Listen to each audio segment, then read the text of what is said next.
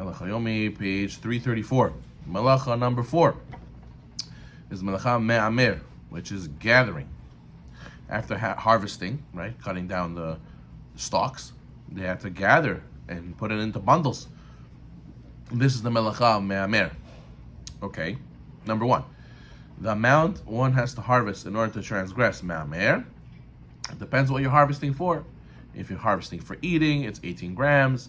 If you're harvesting for an animal, as much as it fits in the mouth of a baby goat. If it's for firewood, then the amount that is enough to cook a third of an egg. Anything else than this, below this, is asur mid'Rabbanan. So at the end of the day, any amount is still forbidden. Number 2, the Melacha of gathering Me'amer is the Melacha of collecting or combining any plant or produce that grows from the ground, even if it's inedible, right? So let's say a person has apples that fell in his backyard from the tree, and he wants to gather them and pick them, right?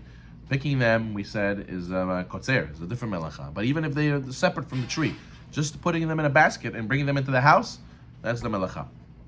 3, food or items that do not grow from the ground are not included in the prohibition of Me'amer. Let's say a bunch of forks and spoons and knives are all mixed up, spread all over the house, and I want to collect them. That's allowed. It's permitted, right?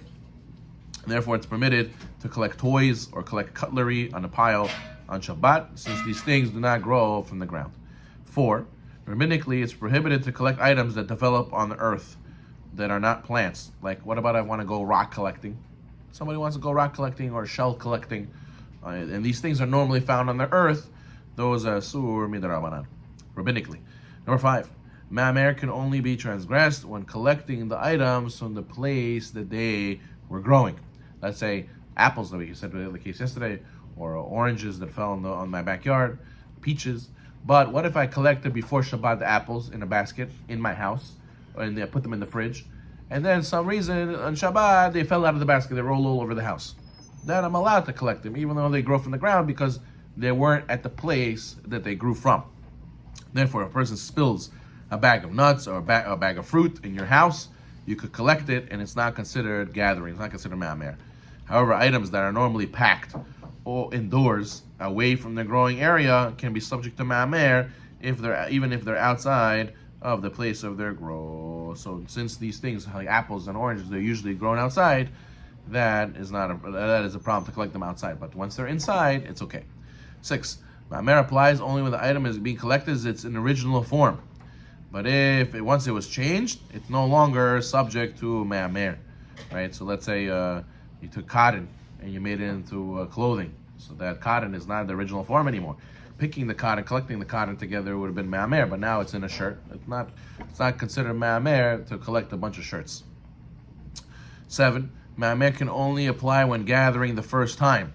If the objects were collected and then scattered again, then it's permitted to pick them up a second time. Let's say before Shabbat I collected all the apples that fell in my backyard from the tree. I put them in a basket nicely in my backyard. And then they fell out the second time. They spread out somehow. The kids were playing and they scattered everywhere. Technically, from the Torah, I can go pick them up again because it's not the first time they were collected. But the Chachamim said it's still too similar looking to the Melacha, so therefore it is forbidden to do so. But that's only if they scattered outdoors. If they scattered indoors, it will be permitted to collect them on Shabbat. Number 8, consolidating things that have been gathered, such as compacting a mound of dates, is included in Me'amer. Making like a date cake or a date mound is asur.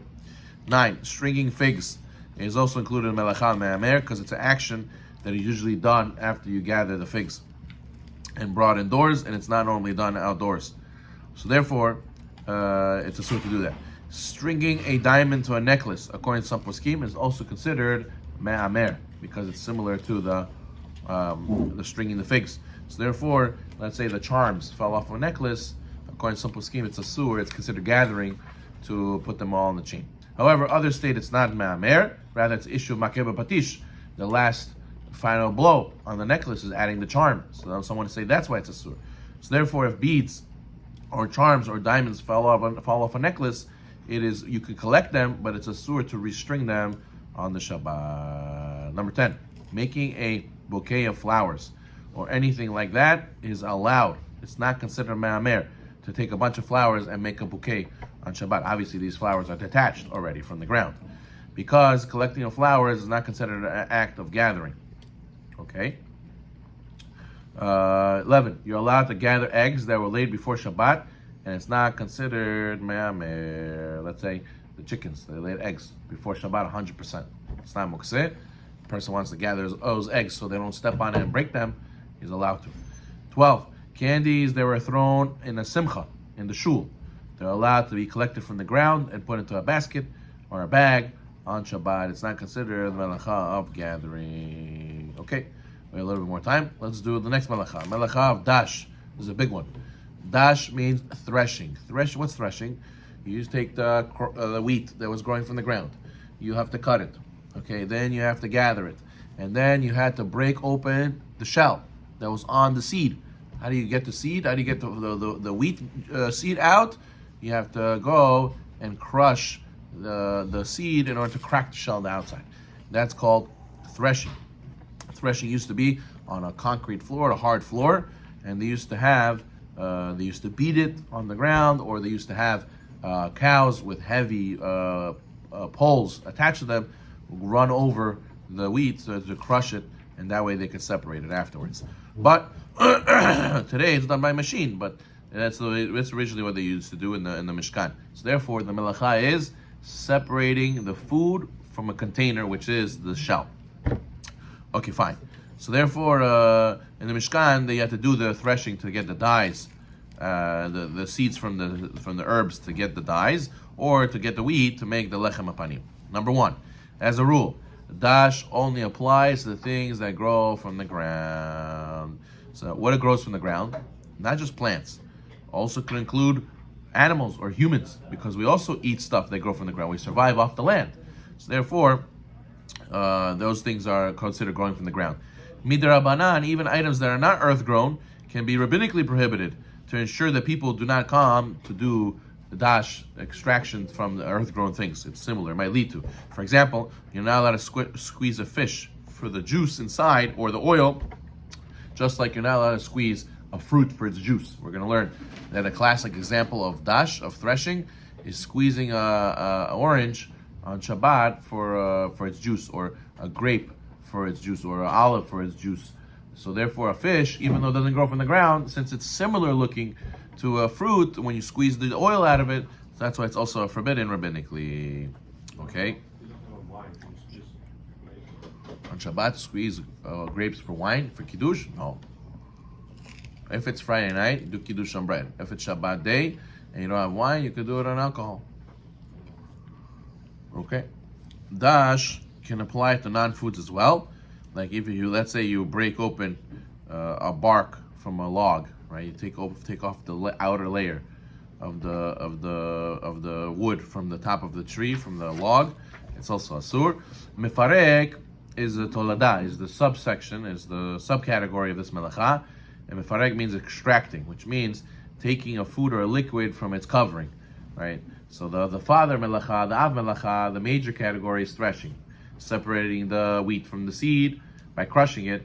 Here, mefarek is a subcategory, which is whenever you take anything that's locked away in a container and you bring it out. We're going to learn nursing a baby, could also be by hand, also could be mefarek, squeezing fruits, also could be mefarek. Okay, number 4, crushing a honeycomb to get the honey is also considered dash. So it's considered extracting, since the honey and the wax both came from the body of a bee who is sustained from plants. So the bee is also considered earth grown. Number 5, peeling fruits or vegetables is not considered extracting, because some explain the dash only applies to peels that are thick, like the wheat. The wheat shell is very thick, and not the fruit that's so close to the edible fruit. Others explain that dash does not apply to peels that are normally left on until the time of eating. Wheat, we never leave wheat with a shell for very long. Fruit, right before you eat it, you peel it. So it's different than the wheat, and therefore dash doesn't apply to peeling fruits or vegetables. Okay. 7, you're allowed to break the shell of a peanut or a pistachio on Shabbat. It's not considered dash. It's considered eating. It's not considered dash. It's not considered similar to breaking the shell of the wheat. Number 8, you're allowed to rip off grapes or dates from their cluster. It's not considered asur on Shabbat. Number 9, even when included in mefarek is the prohibition of expressing human milk or milking an animal into a container. So let's say a lady wants to pump, put it into a container to keep it for later. It's asur on Shabbat. That's considered extracting, which is this melacha of dash. Number 10, it is prohibited to milk a cow by hand or by machine if the milk is going to be kept. However, if the animal is in pain, you're allowed to ask a non-Jew to milk it, even if the milk will be kept. The milk may not be drinking on Shabbat, and it's also considered mukseh. If there's no Jew available, the Jew himself can milk the cow in a way that the milk goes to waste.